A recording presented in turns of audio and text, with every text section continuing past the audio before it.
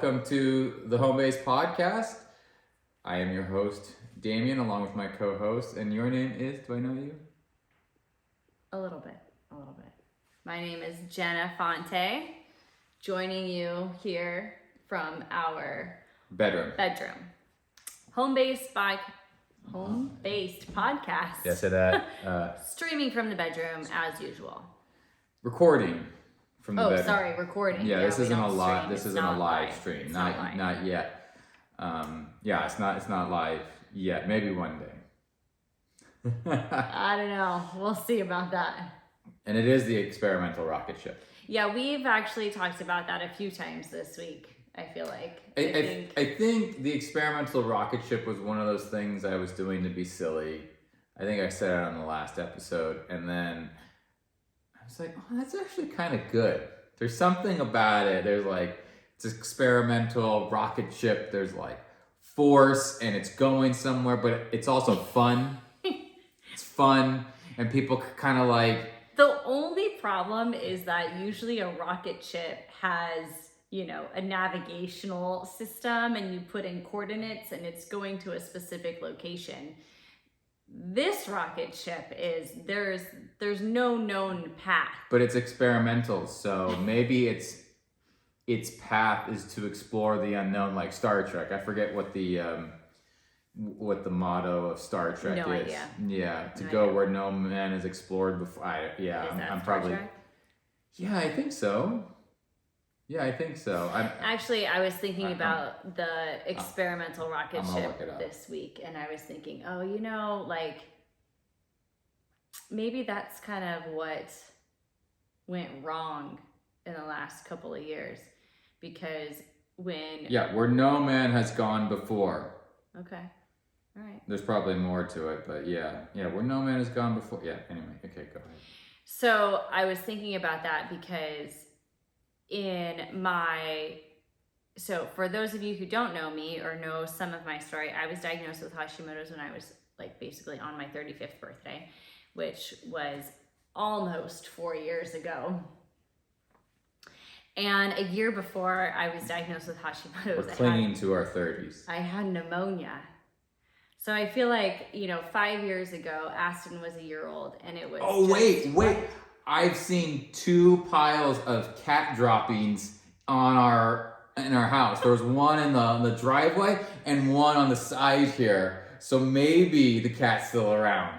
Maybe she's back. Maybe she's around, but the water has either been drank. I'm not sure. Or evaporated, but the food looks untouched. Okay, everybody I know was clinging to that. Yeah, okay. Maybe Abby's back. Maybe. We'll or find around. out. Or we'll just see. around. She's around. We don't have cameras on that side of the house. No. So anyway, what I was saying was once I had those 5 years ago, I had some, I would say major health issues. Yeah. And it's taken me up until a year ago to really include get a hold of it. The pneumonia? Yeah, that would include the pneumonia. So basically after the third baby was born, I went downhill and have been slowly unpacking why and figuring things out, and it's not gone as fast as I would have liked it to, but I'm healing, Yeah. But there's still some things that I struggle with. But anyway, so in all of that, I slowed myself way down, and because it was kind of this are you okay? Yeah, there's just something in my eyelashes or something. I don't know. Okay. Well, my eyelashes are bothering me the last time, so maybe this is your time to be well, I don't have fake eyelashes. So I slowed way down and reevaluated, and that was not what we were used to, and so I felt like a lot of why I ended up with pneumonia and Hashimoto's was because it was always go, go, go, go, and I never took the time to take care of myself. And so I've been learning how to take better care of myself. And so those are good things. But then I was thinking, this is a long story to get to the experimental rocket ship. Yeah. But I've been interrupted many times. So because people want to know. They want to know what's going on with the cat saga. Our 3 devoted listeners want to know, did the cat come back? and you could pull that clip and put it alone on social media because everybody wants to follow the saga of the cat. And by that I mean I'm totally joking because nobody cares. But go ahead, honey. So, I was thinking, which also probably really gets me in trouble because I overanalyze too much in my life. So anyway, I was thinking about our experimental rocket ship, and prior to 5 years ago, we did something new every single year.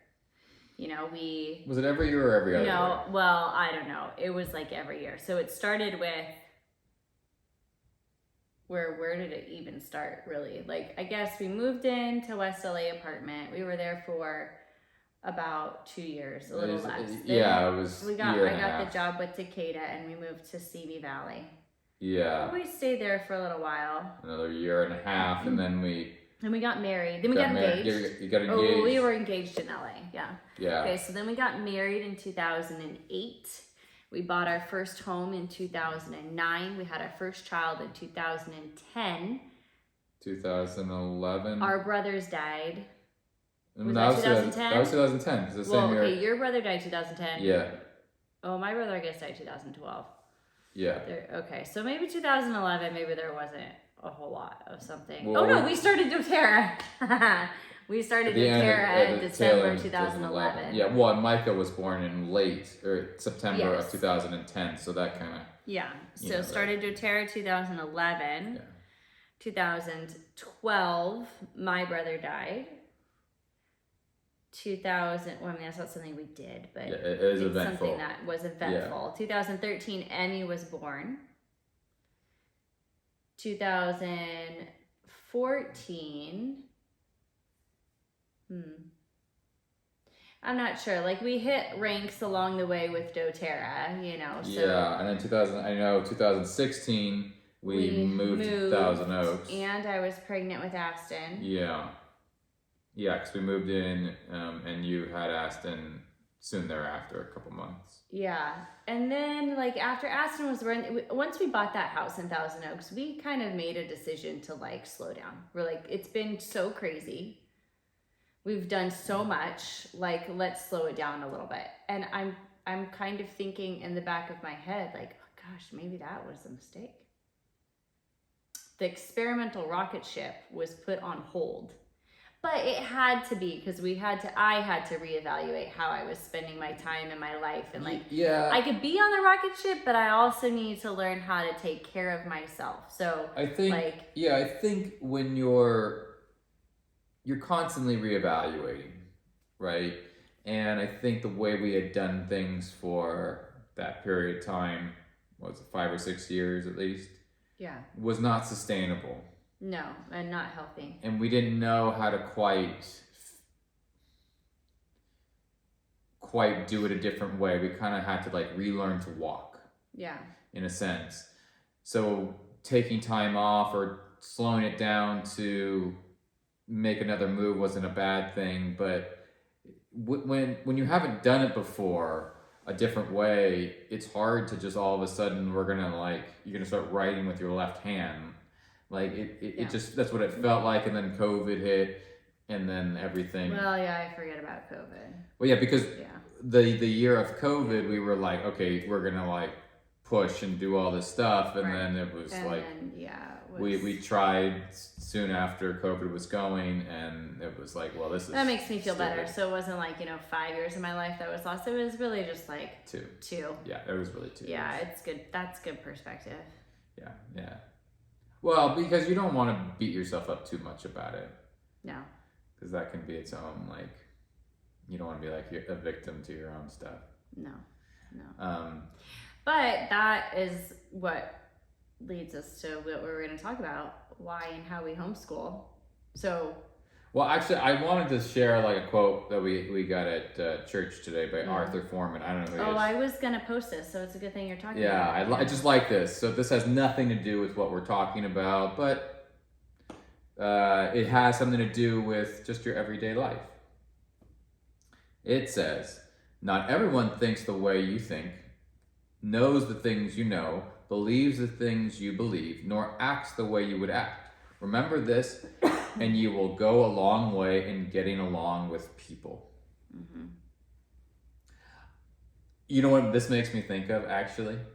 Makes me think of me walking into Home Depot, and you go up to somebody who works there and you say, I have this problem, or here's what I'm trying to do. And they go, well, did you try or did you this thing? And you're like, no, that's why I'm here talking to you, because if I knew what I was doing, I wouldn't need you. I would just go about my business. Don't assume that I know what you know. Show up and like, oh, have you done this before? Right. Or, what have you done? Tell me a little bit about it. And I'd be like, I know nothing. Walk me through it. Right. Boom. Right. But then you're like, you're an idiot. Well, yeah, because you have experience. I don't. Right. So like, let's, having that understanding of that other person, that they're not coming from the same place you are, right, helps you in how you handle the situation. It's true. Actually, we use it. I use it in our business even. Just simple example with customers. Hey, I've got a problem, like you're saying. And then I say, okay, well, what have you done so far? What have you tried? What oils do you have?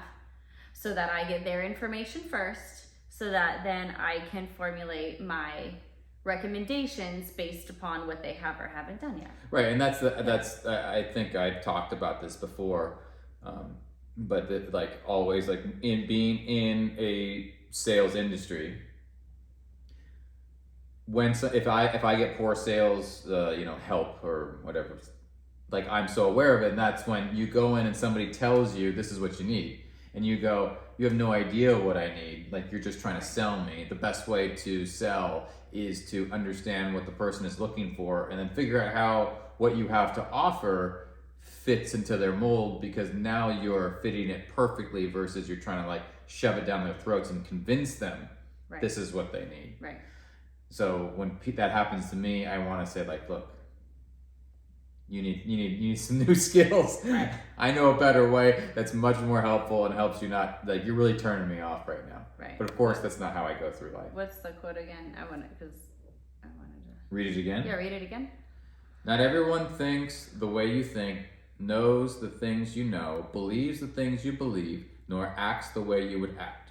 Remember this, and you will go a long way in getting along with people. I think what's interesting about this, because I could think about that all as it relates to me, how it relates to homeschooling, and people judge us or might have different opinions, or vaccinations, or using oils, or our belief system. And so it's easy to think about that quote in terms of yourself, and you can see it easily. I wish people would just leave me alone. I wish people would just let me make the decisions for my family that I want to make. But I think sometimes then we forget to flip it around and look at it in, am I doing that to others? And so I think that is where it's really convicting and good to just be remembering, I want to be treated, or others want to be treated the way that I also want to be treated. And am I doing a good job in creating an environment or allowing discussion so that they are also free to have their beliefs, and we could talk about it. We don't have to fight and argue and be pig-headed. It's okay to disagree. Right. It's okay. Mm-hmm. I always think of, I wish people could talk about politics the way they talk about sports. Right. So if you ever watch sports talk shows, they get really animated and they go after it, and they're really passionate about their team or this player, or I can't believe you had this take. There's no way, whatever it is, but they know it somehow doesn't get to a personal level where somebody gets their feelings hurt. Right. But we're so much more attached to our belief system, politically, maybe religiously, I don't know, and then it starts to sting a little more closely. But if we kind of just took a step back and or really what it is we can't come at it so heated. We need to come at it more gently. Right. Yeah. It's hard to teach the kids this. Not even talking about religion, because it's hard. I'll give you a simple example. Okay, ready for it? I'm ready. Soap.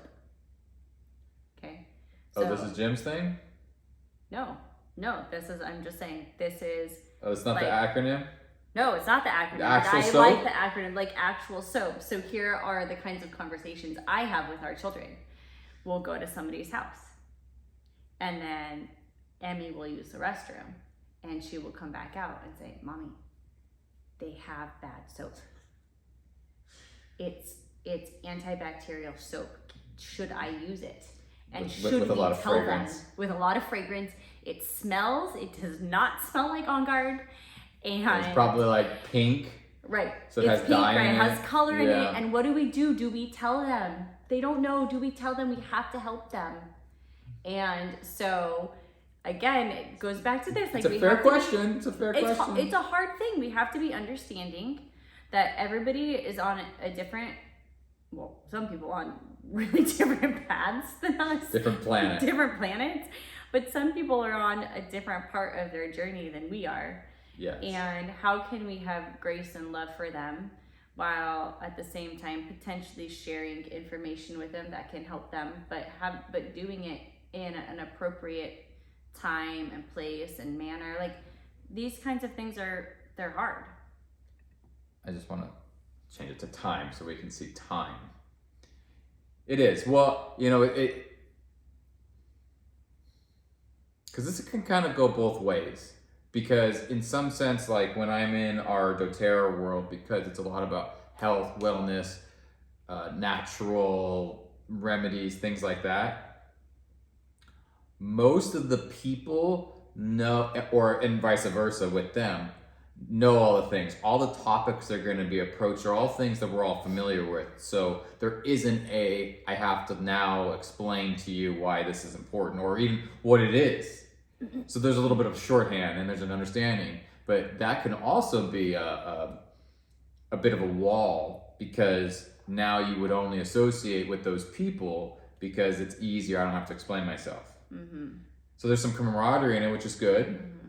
but then I can only associate with those people, and so that I'm already in, like, at some point you were ignorant to these things, so maybe Right. it would be good to extend an invitation Right. to at least learn about it.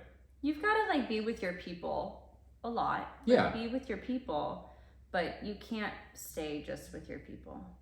No. And I don't yeah. think that, you could talk about that from a Christian perspective. Like, the Great Commission is to go out and make disciples Right. and share God and Jesus with the world. Well, you have to meet other people in order to do that. And it's the same with any other topic. Like doTERRA, health and wellness. You can't just stay in your own little microcosm of all the people that believe the same things you do. Then you can't help anybody.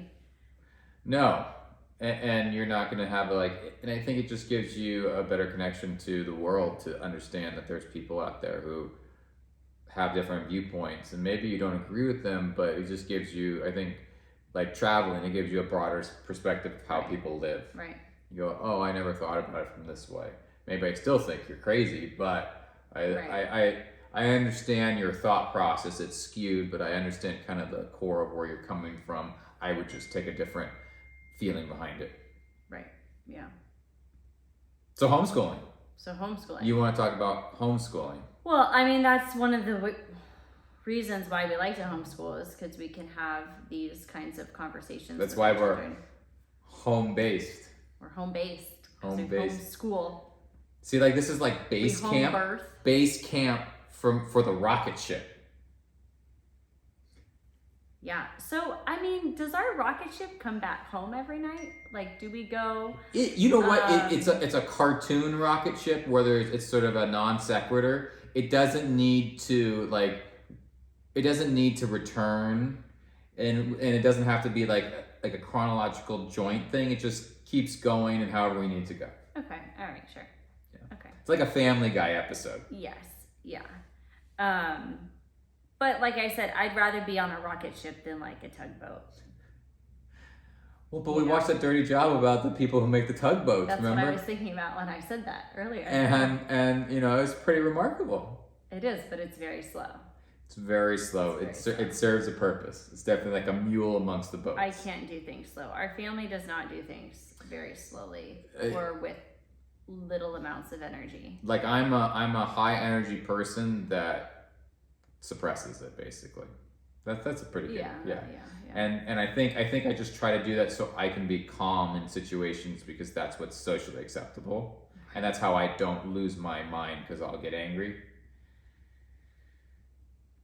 The kids have not figured out that that's who I am, so they're just a million miles a minute. They all talk at once, and then they all start screaming at each other, and then at some point I lose my mind. Yeah. Which brings us to the question of, why do we homeschool? Why do we homeschool? Well, we homeschool kind of separate. So, okay, so Where do you want to start? how about we start how we got started homeschooling? Okay, so how I got started, we've always talked about this idea of Well, you've talked about it, and I've kind of rolled my eyes, but yes, but our business lends us to be able to have the kind of life that we can travel. It just felt like it was more. It was like, where do you start with it? Which I think is probably a lot of people's concerns. Like, how do you do it? How does this really look? It just seems a little overwhelming. So I guess in the back of my mind, I always thought we may end up homeschooling at some point. But also, I knew that because we don't vaccinate. So I knew that we were going to end up in a situation where most likely this was going to be a very California, our state, they don't allow medical exemptions or any personal exemptions anymore. So if you're enrolled in school, you can be grandfathered in the second you level up. There's a problem like going from elementary school to junior high to high even school. If you're within a school that does all grades, it's still part of the deal. You've got it at 6th grade and at 12th grade or so 9th we grade. knew that this was something we were probably facing anyway unless laws changed. Right. Which or they haven't. removed, which we Or didn't. removed. So I guess it was always kind of in the back of my head. And then for that reason, it was in the back of my head too. Yeah. So then then COVID happened. COVID happened. We were because we bought this house and it was torn apart, and we moved into the apartment. COVID happened, so we're all in this apartment. We're all on Zoom. Well, Aston was in preschool. So we did do some of the Zooms. We were able to get internet in this house, and we would do it on a nice day in the backyard just to like have some fresh air. Right. And it did look much better to be outside than all these other kids who were like at their kitchen table. Yeah. But it wasn't really working for our family. No.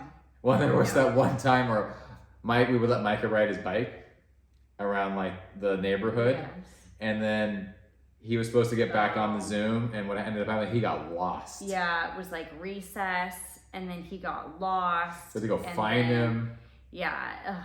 That was before we had like a device, on him. Now the device is lost. Now the device is lost. In his abyss of a room. Kids. Yeah.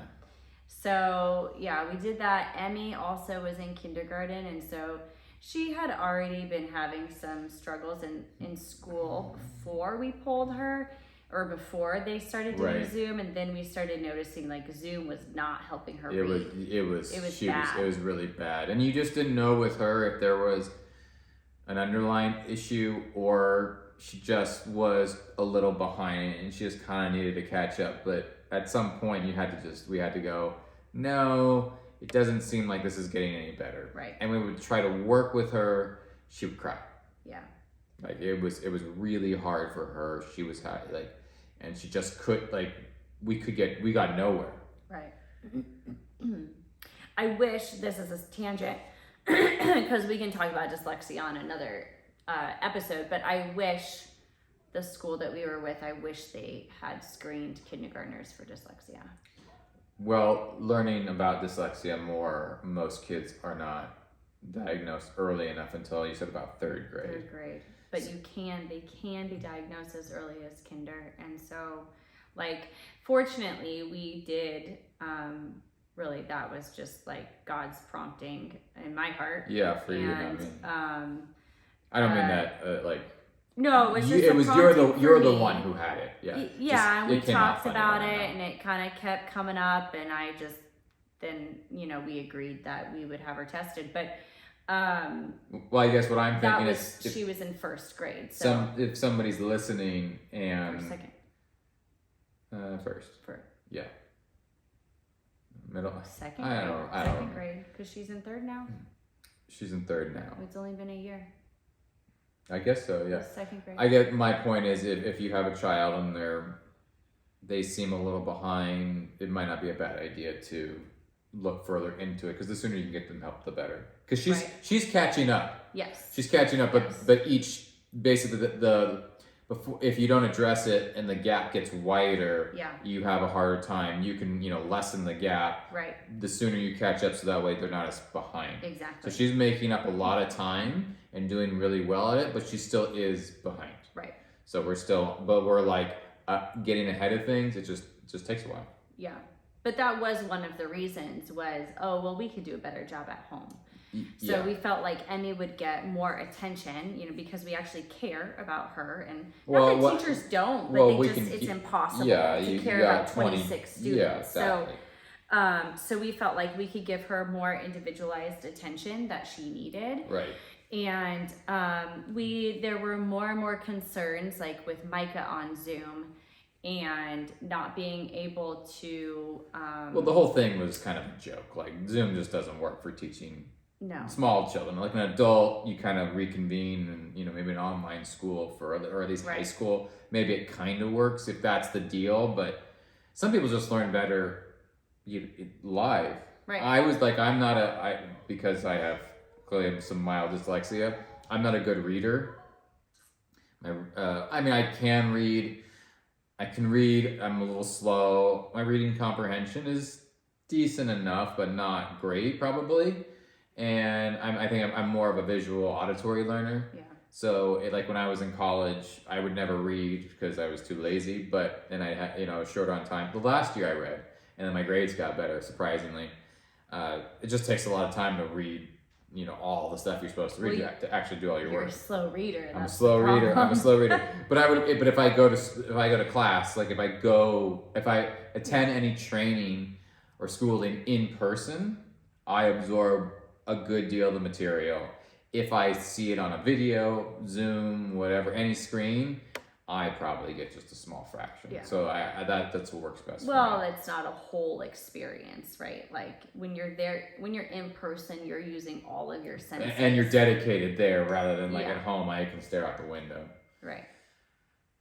When people hear these dings, I don't mean to like have that on. So. Oh no. Oh, Jenna's text come through. Did you see? Sorry. She saw. Don't say people's names, honey. No, I didn't. It said that she saw. Our friend saw my mom and Emmy at the mall. Oh, okay. Yeah, that's what it is. Yeah. Well, okay, so then it wasn't working, and we started looking into things. I don't remember exactly how it worked. So this is March. It was March when COVID hit. Yes. Then we went through the end of the school year. Yes. We restarted. Yes. Remote schooling in the fall. Yes. Realized very quickly nothing was going to change at all. Well, we've just talked about the kids things, but we were very uncomfortable with sending kids to school in masks and the way that was impacting their social development, reading development, looking up, Well, I think at the time that we started, it like going back in person wasn't even a thing. Yeah, then that was a whole thing with the school. Like, are they going to go back? Are they not going to go back? Are they going to go back in masks? Are they going to have to be 6 feet apart? Are they going to we didn't want that experience for our children. We wanted our children to experience school and life in as normal a way as possible. Well, during that period of time, as much as we could, we tried to create normalcy for our children. Right. And schooling was an extension of that. Yes. And shielding them from a lot of things as well. So we did talk to them about as little of what was going on around them as possible, all the craziness, so that they were obviously aware it was unavoidable. Yeah. But we were trying to give them kind of as little information or whatever the bare minimum was, because this just wasn't their burden to bear. No. So there were those reasons besides the aforementioned vaccine reasons. Like Aston, He was in preschool, so he could have never entered school. Like No. by the time California changed the laws in 2021, so he was a kindergartner in 2022, and Yeah. he would have never And, been able to go in he has anyway. so many. He has a lot of allergies that we're going to the Allergy Institute Yeah. to work through. So to introduce anything into his system is kind of like I don't know what's going to happen. Right. You know, at least I'm more concerned about it because he clearly has a more sensitive system. Absolutely. So there are all those reasons where oh yeah, you have something in your eye. I have something babe. in my eye? Yeah. Well, get it Oh my out. gosh. Okay. Oh, Pause, people. No wonder you're. Oh. Yeah, there. I got it. I don't know. It's like a black. Is it a bug?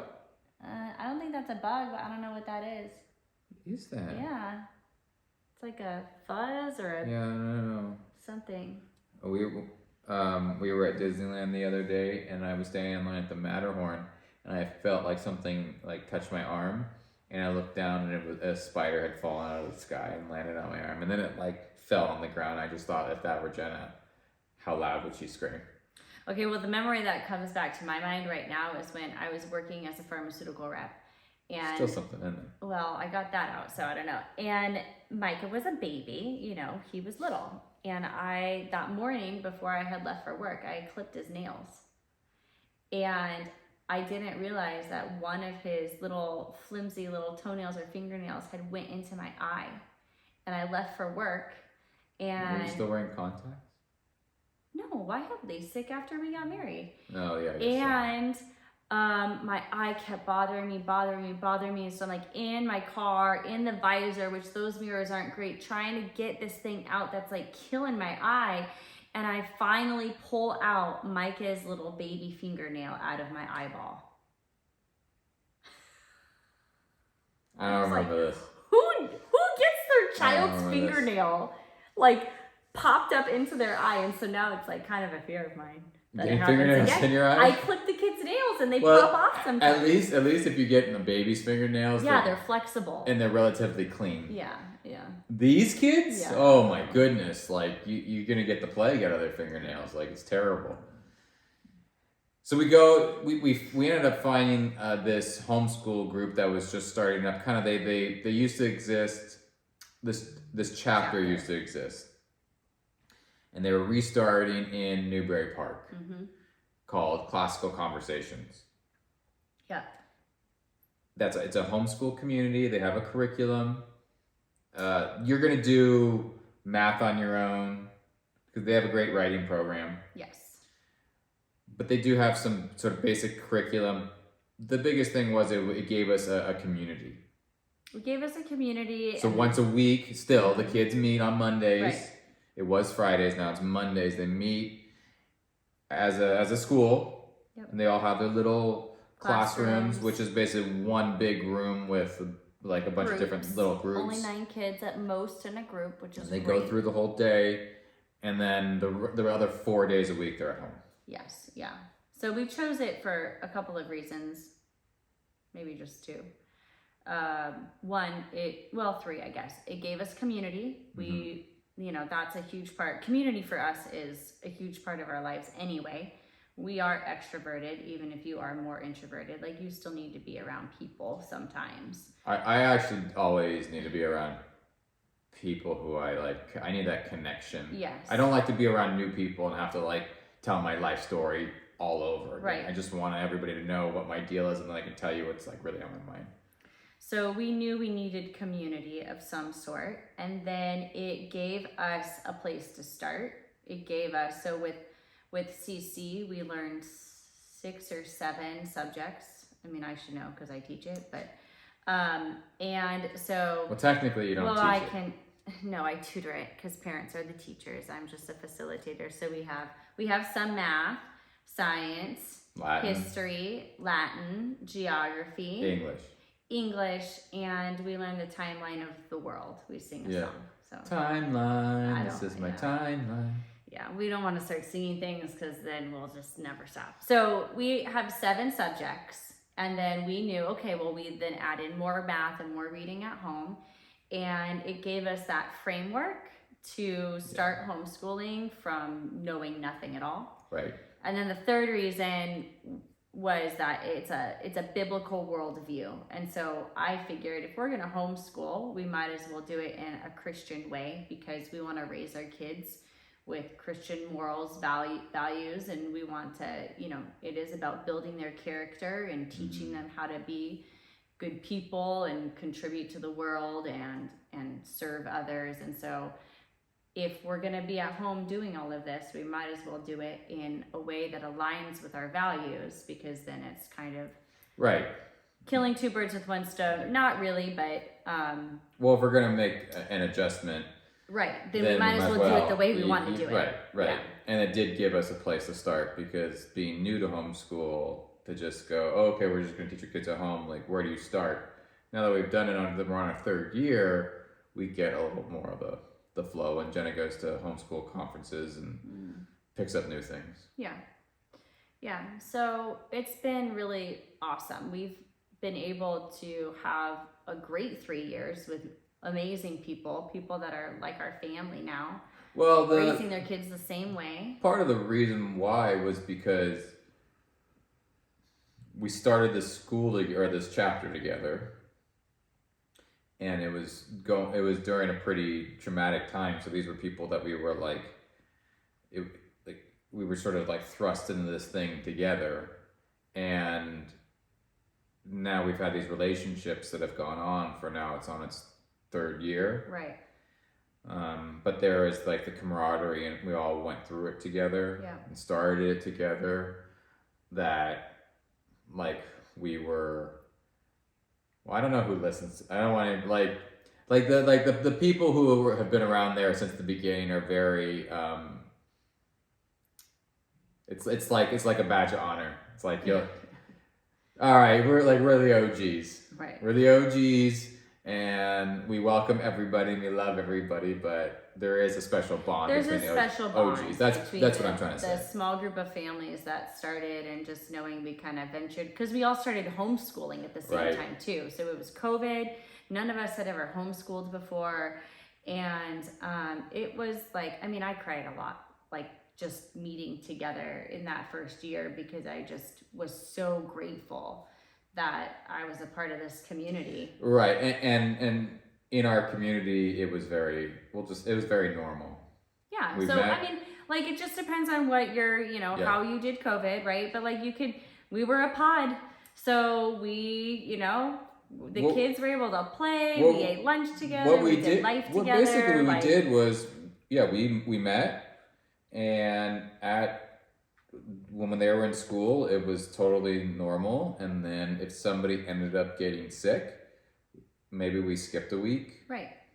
That was about it. Yeah. I felt like it was handled in a very kind of mature, good way. Yeah. Where it wasn't like the world was coming to an end. Right. So that was great. So that's how we got started with homeschooling and classical conversations. Right. And some of the reasons that we continue to homeschool, what would you say are the reasons we continue to homeschool? Well, I think a big thing for me was the realization that our kids are not going to be with us for very long. And it's going to make me sad.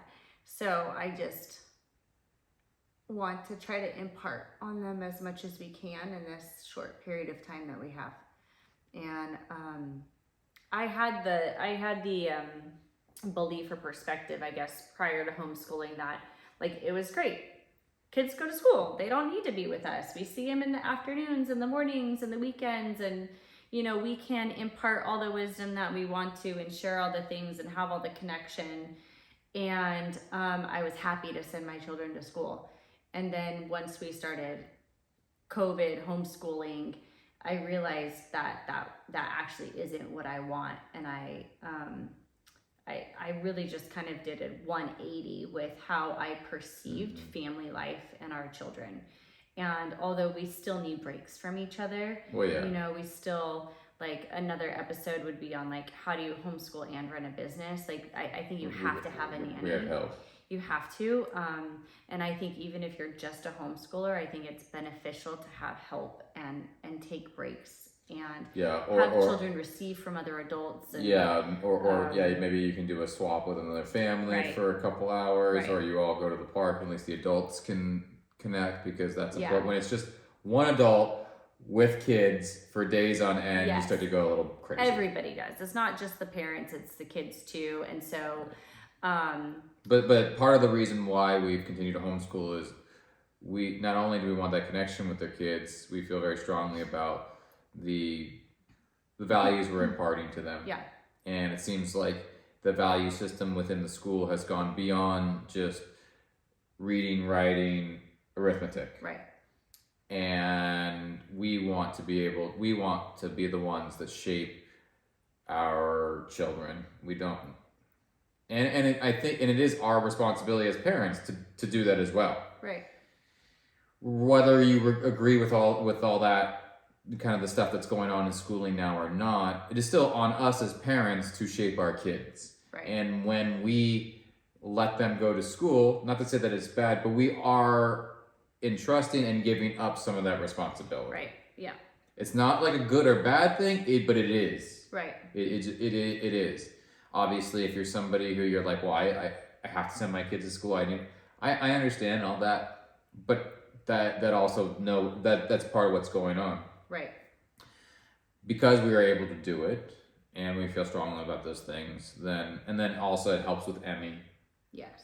It helps with Emmy because she gets a little extra attention. The little one, he's insane. I don't know how he would be in real school. I'm not sure either, but it's good for all of them because they each go at their own pace. They're able to go at their own levels, like in their respective, math books. They're all at a different area for their age in their math books, so they don't have to be stuck with where the classroom is. And we can move ahead or slow it down.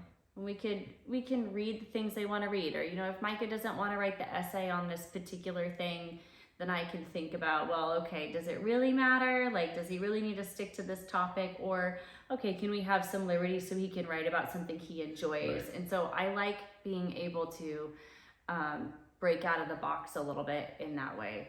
And we kind of bounce between, like, our mornings, kind of bounce between the kids.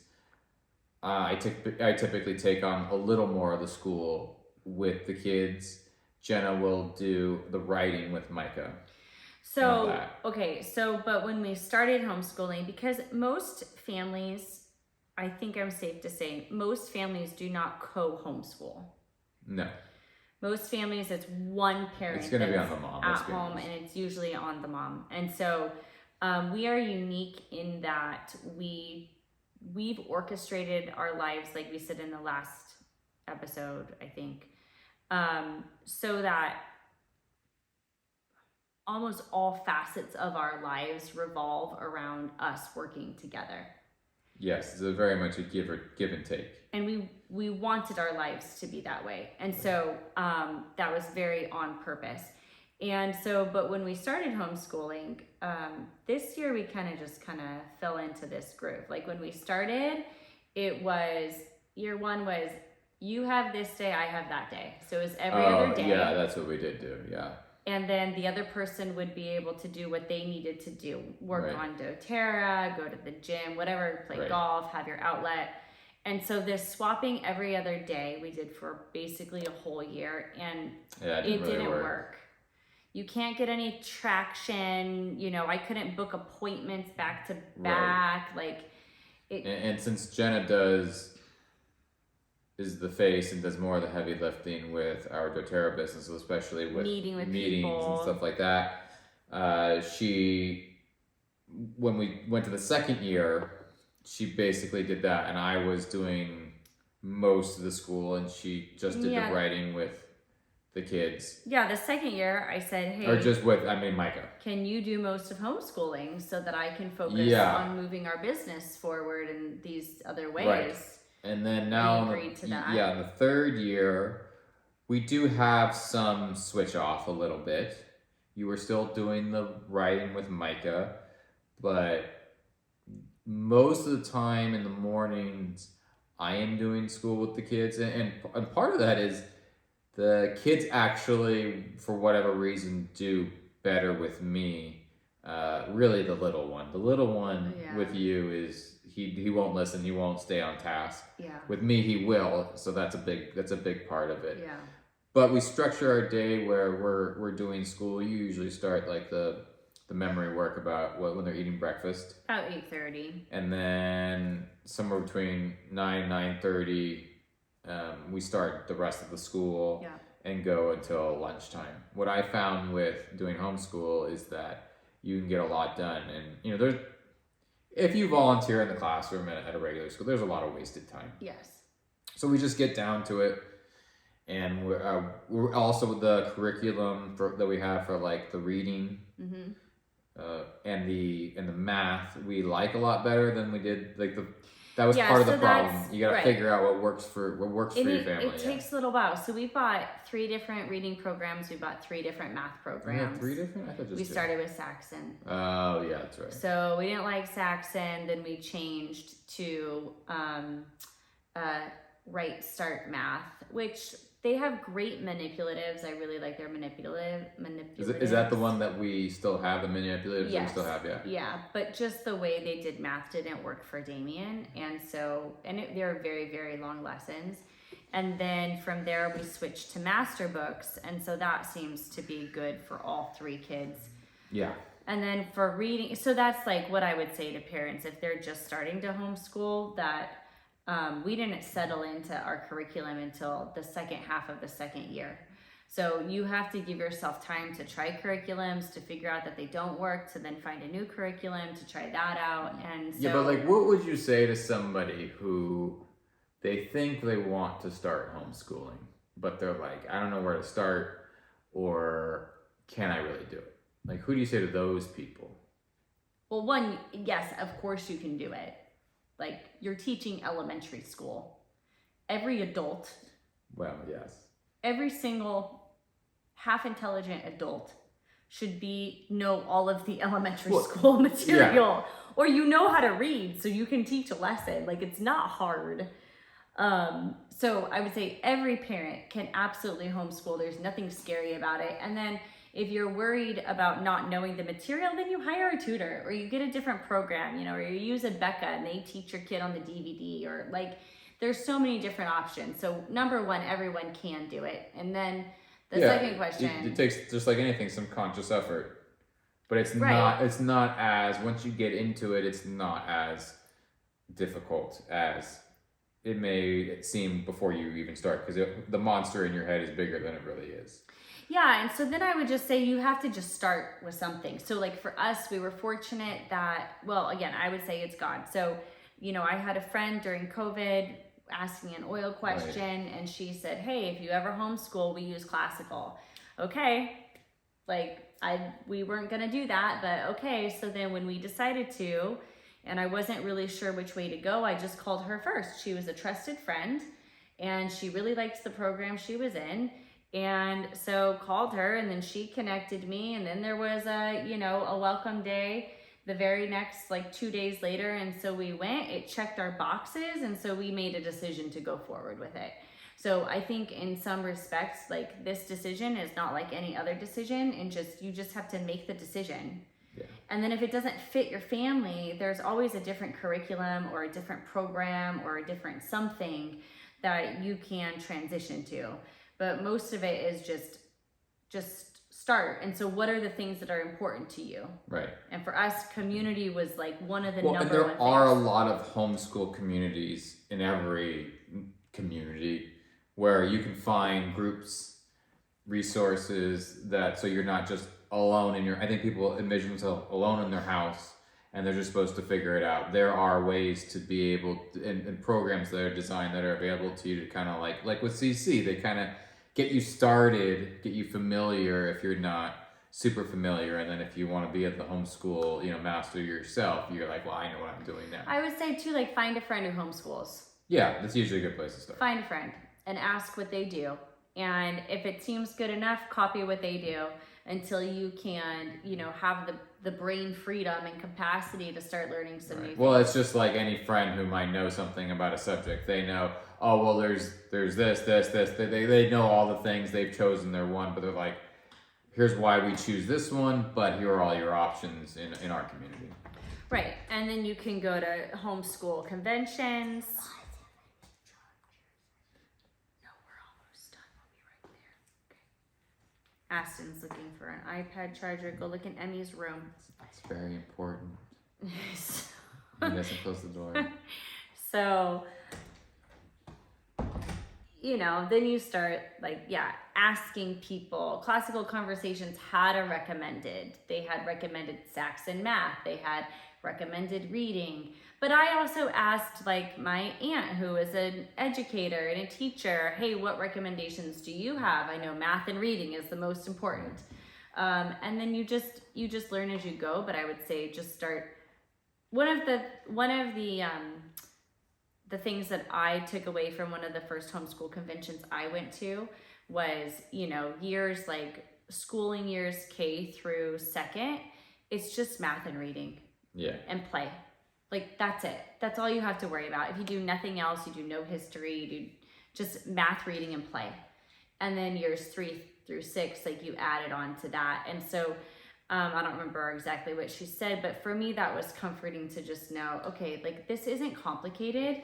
The kids are going to learn. And if we help them to develop a love of learning, then, at any point in time, they can pick up a history book and read it and just learn it. They don't have to be 8 years old learning about World War I. They can be, 15 well, not our learn kids, it because better. they're traumatized. They can't talk about those things. Well, so anyway, I think that find a friend. Start simple. You're not going to screw your kids up.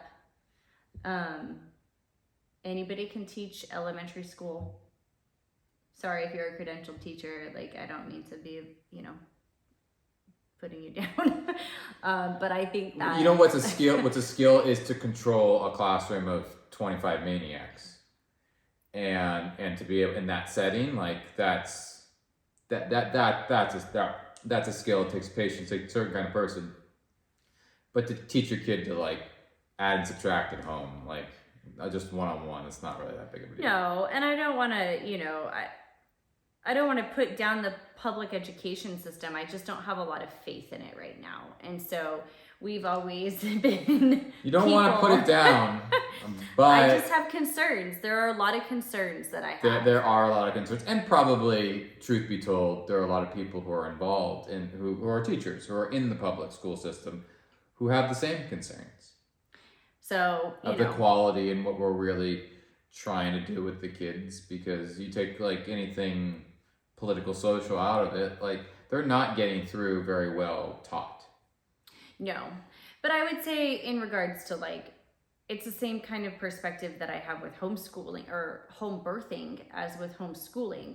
It's a decision that we have made for our family that we feel very strongly about. And if other people want to know about it, awesome. But I don't need to tell you to homeschool. Right. I'm not going to tell anybody to home birth. That is, you have to feel very comfortable and confident with your birthing decision. And if you want to birth in a hospital, because that's where you feel comfortable, then that's where you should be. But for me, I felt comfortable at home. Well, we had our first child was born in a hospital. It wasn't the greatest experience. And then how life happens. You go, well, that you don't know what you know until you know it. Right. That wasn't the greatest experience. Well, what else could we do? And then it went to a birthing center, and you were like, well, why do that? We'll just go all the way. Just do it at home. At home. So it's the same thing with anything, with schooling. Maybe you put your kids in public school or private school, whatever it is.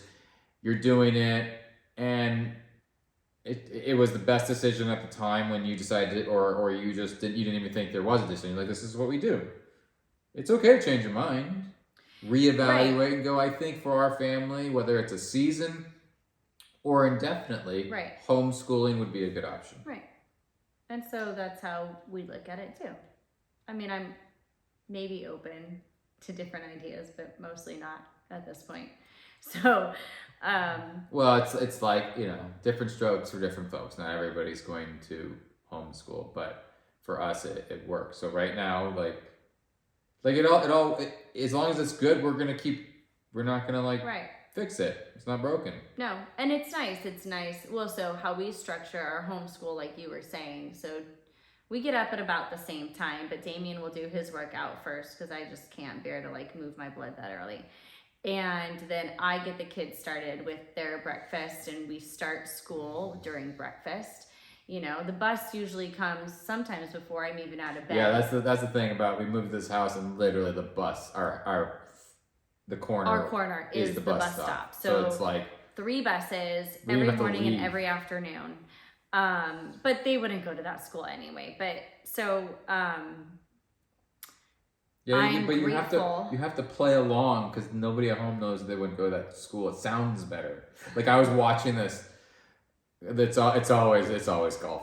There's the golf podcast, and they were talking about they were doing some encore stuff, and the guy was like, "Would you have hit that shot like in real life, or were you doing it because you knew it was good for YouTube?" He was like, "I knew it was good for YouTube. That's why I hit it." Yeah. You would have taken like an unplayable or something and dropped the ball somewhere else. Right. But it's nice to have this kind of morning where we're not rushed.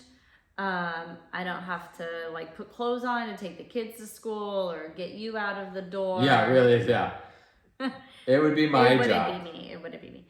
So like I really appreciate that kind of life and that like slowness. Now my slowness is probably not slow. I'm pretty like, let's get going, guys. Well, I actually think like, well, what I've learned for us with our kids, for me with our kids, is to be a little flexible with how the day goes, especially with the school.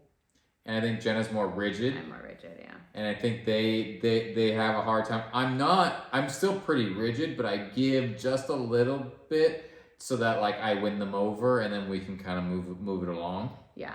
You're like, no, we're gonna do it like this, and blah blah blah, and then before you know, oh, I'm not supposed to say blah blah blah. Yeah. And then before you know it, they've gone aggro. Right. Yeah. So I'm not good with that. So because that's how I operate. If you're gone for a weekend, yeah, I kind of flow with it. I sort of succumb to the fact that it just is what it is. So we're just gonna try to all get through it with as little conflict as possible. Right. Doesn't mean I say they can watch TV all the time. I guess I'm not afraid of conflict. Maybe that's what that is. I also prepare. It's like, okay, here's the deal. This is what we need to do. So we're going to do this, and we're going to do this, and we're going to I'm more conscious of that when you're not here, because I know I have to like really, it's all on me, and I have to really control the thing. So I say, okay, here, you can do this. At this time, this is happening. Then we have to do this. So I want no complaining. Do you understand the plan? Yes, Dad. And then we go and do it. And usually, I think what it is they know if I'm on my own, they feel sorry for me. Yeah. They know That's they can't absolutely true. They know. Yeah. Well, they also know if they push And they Dad don't too wanna get far, yelled at. they don't. They're gonna get yelled at. Yeah. But if you're really calm and nice to Dad, like it's pretty easy. So They just can't help themselves. yeah. So then you take over. I go get my workout in while you start reading and math and all the things, and Micah gets started on his own usually. And we don't have it perfect, so sometimes it's really Micah. Sometimes, like this week, there was still one thing we had to finish a little today, and there's still another thing he didn't really finish, and so then I have to choose if I let it go or if I make him do it. So there, we still have some issues, but then the other thing that I love to do that I bought was we don't make any royalties, commissions, or anything. It's going to be royalties, be commissions. This Emily something. I don't remember what her name is. It's a homeschooling planner. No, it's Emily Lay or Lee or I don't know. It's this homeschooling planner. Yeah, it's very girly. It's all rainbow and stuff. It's all rainbow. But I really, like, we actually use it. And so...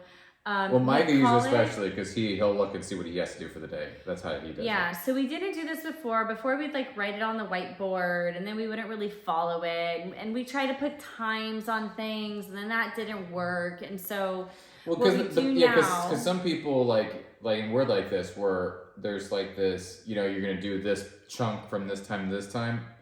We work best, and that's how we've done for homeschool, is here's what needs to get done.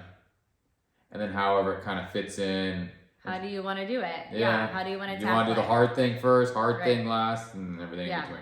And usually we actually let the kids choose. What would you like to do first today? Like, not always, but... well, our kids, like, we'll have things like typing, and there's cursive, or for Aston's handwriting. Right. Those are kind of wild cards. They kind of throw that in whenever. Analogies. Mm-hmm. They never want to start with reading, because for both of them, that's the hardest. Yeah. Well, math is, I usually recommend, let's do math first. So they usually choose math because for them, it's easier for them, doesn't take as much brain power, especially Emmy, but Aston too. Yeah. So we start with, like, as you're talking about with the kids, reading and math being really what they're learning in these younger years. Yeah. Math is the easier, they kind of get revved up on math, and then they can handle the reading. Right. When we just go to the reading, they're kind of like, it's like not having your warm-up set before you're about to, like, bench something heavy. That's fair. And they're a little shell-shocked. It doesn't go as well. Yeah. So we write it all down, and they know. I write it down. I write it down every Monday when I'm in with Micah in his essentials class. So I write everything down. As you're talking, I'm just to make sure, because my dad is... Okay, whatever. So, and he doesn't know we're doing a podcast right now. The kids know it's in no specific order. And I do have to look at the previous week to make sure I'm writing all the right stuff down and I'm not forgetting anything. And so then they can look at it every day. And so they look at their daily tasks. But then I also fill out a calendar for the month that has, like, not all of our stuff in it, but the major family things. So it's not just a homeschool planner, but it's the home book. We call it the home planner, and it stays, we have a butler's pantry. It stays on the countertop so that they can always see what's happening. And so I think that they appreciate that. Does everybody know what a butler's pantry is? Because I didn't know what it was until we moved in here. It's like a little pantry area that's, like, between rooms. Between the kitchen and the dining room. Yes. So it's a little hallway next to the pantry. Yes. And there's just like a counter space and cabinets. Yeah. It's our alley of power in the house because it's also where the wine fridge is. Right. But somehow it's always like the men.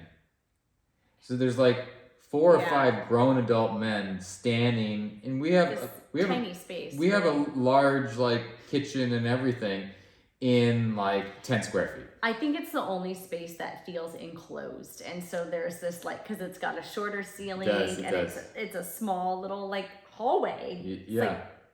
And so it feels it's like now we're gonna, like, huddle up and solve the problems. Right. Like, we're like, what are we really talking about? Yeah. When you go out into the open, it's like the wide world, scary. Right. Everyone can hear you because there's no walls in our house. And see you. So if you want to, like, pick your nose, you go in there.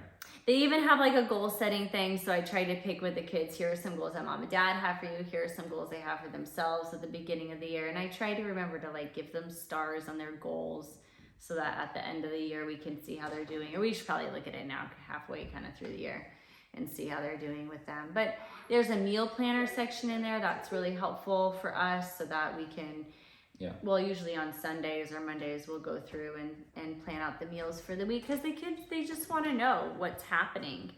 And so, no, my phone is here. So that has been a really helpful here, you can have really helpful. You can have my phone. Part Give mommy and daddy 5 more minutes. Really? See, you get the full experience listening to us because we are like, this isn't a joke. We are at home. The kids don't think we're doing anything important, and they just walk in. Or at least Aston doesn't. They're getting better. At least he's being quiet. Like, before they would just barge in on a video or something and, like, just demand to talk to you. At least they're more used to the deal, and so, you know. Yeah, and it's getting better. And I was thinking, like, when I'm working with the kids, you know, they'll get tired some days, and I don't try to, like, in my head, I want to kind of do. There are some nice breaks, like, well, let's just finish this chapter. Right. Let's finish this section in this book. So sometimes, if they're having a hard time, I try, and I don't want to like build the character of like, we can push through things, right? Right. I don't want to be at the same time so rigid because I know it's just going to be a fight. Right. So what I do is evaluate, well, what can I push them to do? And I'll try to like, just go there. So if we have 2 pages left and they're like, and I know it's already kind of been difficult going, well, what about just 1 more page? Right. And that helps manage and also teaches them like they can suck it up without having to like it being very painful for the both of us, basically. Yeah. So you gotta kind of read your kid, figure out what they can do for the day. You don't want to build a habit of always, well, we're gonna do less. And I want them to know that like, Daddy's always gonna try to push you. What can you do? Keep going, but in a gentle way so that it's not traumatizing, basically. Right. Well, and we're not the kind of homeschoolers we don't unschool, and we don't, not everything is so just we'll fit it in when we fit it in. Like, definitely schools. There are some homeschoolers who are very free flowing. Yeah, we are not those. Yeah, they're like, oh, you do school whenever, wherever, however, and you're like, oh, that doesn't work for me. It doesn't work for us. So you've got to homeschool with what works for you. Like, that's really important. Don't try to be something that you're not, because then you're not going to flow and everything's going to be a fight, and that's not going to work at all. Right. And one of the other concerns that I think people have that always comes up, and we should probably wrap it up because my father's going to want to know where we're going to dinner, and is always the social. Oh. Always the social. Yeah. So we have a community, and they're involved in their sports. Their taekwondo. He's about to start track. I don't find it as being, around home. Like, they get enough social.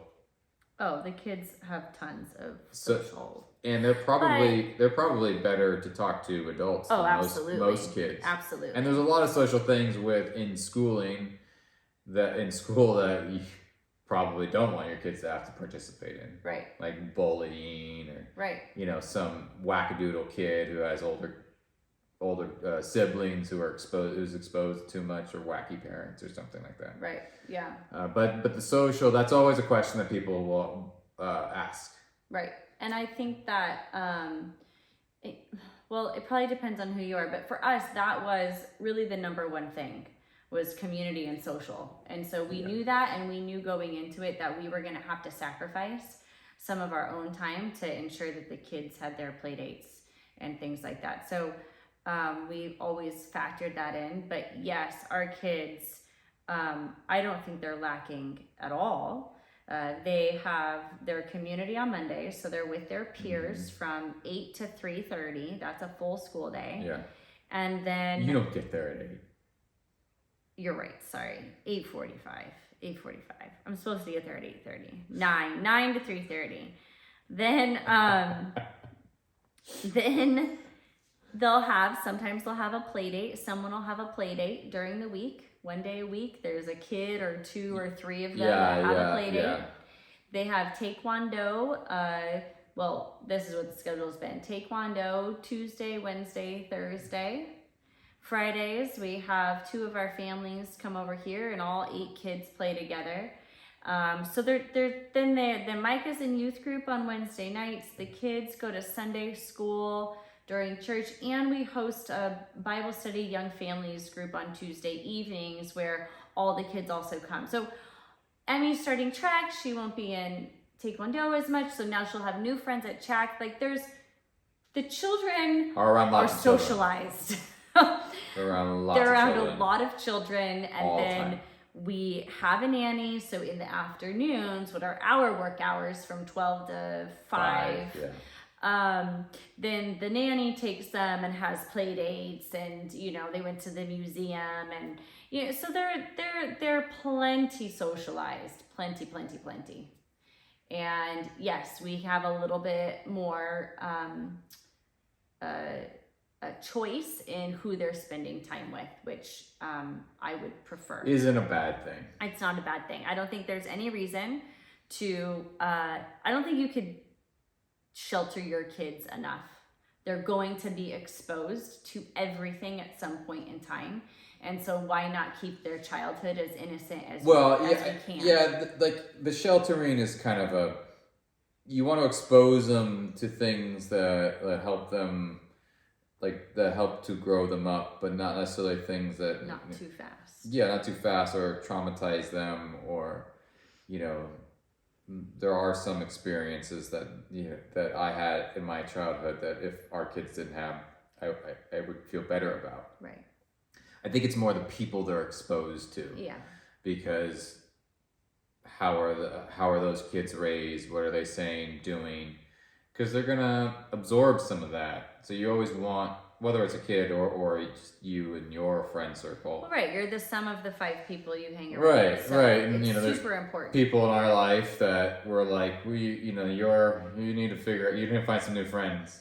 Right. Because and sometimes we've had to evaluate that, like, gosh, we really need some new friends. We need a different, social group, and like it's things that you have to always look at, because sometimes you find yourself in situations where all of a sudden you're hanging out with people that maybe, you shouldn't be. And it's not that they shouldn't be, they just don't add, there's a piece missing, and it's nothing against them, but there's that you just need, some different relationships to help you in a certain area. Right. What's gonna help to move you forward. Right. It doesn't mean you have to, shun those other people. It just means that maybe you need to just expand your horizons. It doesn't hurt to make new friends, bring different people in, and different people are in your life for periods of time, whether they're long or short. Right. You don't know what it's going to be. But when you leave yourself open to making some new friends, and maybe that's part of homeschooling, but everything with the kids is like the kids are pretty flexible. It's us as parents who can be pretty stuck in our ways. Yeah. And we're not wanting to give up or change how we're doing things for the sake of the kids. So we always have to think about how, what's the ultimate goal in mind? Right. Are the kids and their upbringing number one? If so, then how are we going to make choices that fit around there? And that can mean if you're homeschooling and you need a break, then you need to connect with, this family, or can you just take the kids for 2 hours so that way I can just think? Can you just go and you sit in your car and stare at the sky? Right. That's fine. Right. That's a whole other thing, because self-care can get too self-indulgent. Yes. It can get to like everything has to be just perfect, and then I can go execute whatever it is that I need to do, which that's totally not what it is. No. Because nothing will ever be perfect. There's always going to be something that's, that comes up. Right. There's always going to be a stressor. Right. That you have to get through. It's more like just trying to get you to keep your sanity so that way you can keep doing the things that you need to do. Right. Or like, you can take it to working out. Like you can, exercising often will get you in better shape, but there is a benefit for taking a day off because your body just needs to rest. Right. And so self-care is kind of like that. Sometimes you just need to rest because then it helps you recharge for the next thing. Right. Yeah. Well, and self-care can be like you sit outside for 5 minutes in the sun, like. I don't sit outside in the sun. Well, I do. What I do is I grab a golf club and then I go in the sun and I play pretend holes and I get the feeling, because I'm like sensory oriented. Yes. So it has to like hit the turf the right way, and I know I did it right. Right. It feels good, and I know like if there were a ball there, it would have been exactly what it is. I was doing it today. So, tell us if you homeschool. We do not know all the answers. So for one, we are not like homeschooling experts, but that's the right posture to take, right? We kind of talked about this today. Yeah. It's not good to be a know-it-all. And even if you know it all, you don't know everything. Always be a learner. Right. And even if you are an expert in a certain field, you don't know anything about as much as other things. Yeah. And I forget who I was listening to recently they were saying something about like not wanting to work with people who are like experts. That's not what they said, because they just think they know it all, so that they can't have a fresh look at things. Oh, you know who it was? It was the Dyson guy, the guy who invented Dyson. His last name is like James Dyson. His last name is Dyson. It was, I've actually seen this clip before, somebody asking questions on the internet, and he was saying that, he said it's good to not know anything, because then you basically have a fresh perspective. People who have been so entrenched in one field for so long, they only see things one way. Yeah. So it's not a bad thing to be totally naive, because you might just pull something out of the sky that's never been thought of, kind of thing. Right. Yeah. It's a good perspective. Yeah. So, we don't profess to know it all about homeschooling. We're only 3 years in, but if you're new to homeschooling, maybe that's 3 years more than you. So ask us a question, tell us your story. What's your homeschooling story? Why'd you get started? On social, on YouTube. YouTube, Instagram at Home Based Podcast. Mm-hmm. YouTube, Home Based Podcast. Until we change it. Take a vote. Right now, it's either going to stay Home Based Podcast or it's going to be a Home Based Show. Well, no, we haven't said it's going to be show. It's just something. I don't know. Home Based is taken, so we have to tack on something. So how do we navigate? Do we leave it as just Home Based Podcast, even though we have it on YouTube and we add some more things to YouTube? I don't know. Anybody want to weigh in? That's what we've got for today. Just silence. Silence to ponder. Because I'm pondering. People on video know that I'm not pondering, but I'm just pretending like I am. All right. Well, I enjoyed talking to everybody today. Did you enjoy talking to everybody too, honey? That's very silly. I enjoyed talking to you today. Well, no, I talked to all the people at home. Because they want to think that they're listening. I'm talking to them. I am talking to them. I don't need to talk to you. I already know what you think. You just look at me and it communicates everything. Yes, and if you follow us on Home Based Podcast on Instagram, and we will send you a message welcoming you to our community and asking you to share a fun fact with us, and we will share a fun fact with you. But I will refrain from telling you what the fun fact about us is, because we have a couple. Yes, we do. All right, that's it for today. All See right, you next time. Everyone.